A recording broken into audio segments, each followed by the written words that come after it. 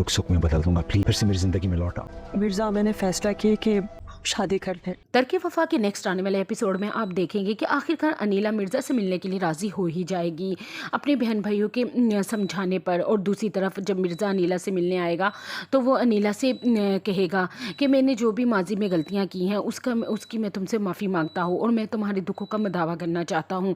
मैं तुम्हारे तमाम दुखों को सुख में बदल दूंगा, प्लीज़ मेरी ज़िंदगी में वापस आ जाओ। अगले सीन में आप देखेंगे कि अनीला अपने बहन भाइयों के सामने इस बात का ऐलान कर ही देगी कि मैं और मिर्ज़ा ने फ़ैसला किया है कि हम शादी कर लें। ये बात सुनकर सब्तैन और उसकी छोटी बहन तो बहुत खुश होंगे, लेकिन शजीला के तो रंग ही उड़ जाएंगे।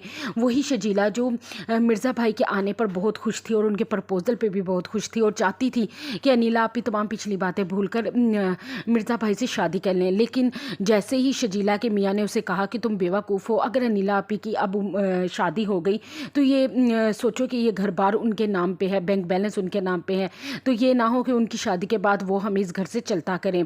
तो तब से शजीला के दिल में लालच आ जाती है और वो अनीला से बातों बातों में कहती है कि आप इस रिश्ते से इनकार कर दें, क्योंकि मिर्ज़ा भाई जो इतने सालों बाद लौट कर आए हैं, अब उनको याद आया और किस तरीके से उन्होंने आपके जज्बात के साथ, आपके दिल के साथ खेला। वो बहुत भड़काती है अनीला को। अगले सीन में आप देखेंगे कि मरियम भी तो यही चाहती थी कि अनीला आपी की शादी मिर्ज़ा भाई के साथ हो जाए और इसीलिए वो कोशिश कर रही थी। लेकिन अनीला ने इस घर में इतना हंगामा मचाया कि सब्तैन ने उसकी बातों में आकर मरियम पे हाथ ही उठा दिया। और दूसरी तरफ अनीला खुलकर मरियम के सामने भी आ गई कि वो अपने भाई की खुशियों से कितना जेलस है और तीनों बहनें ही मरियम से हसद करती हैं।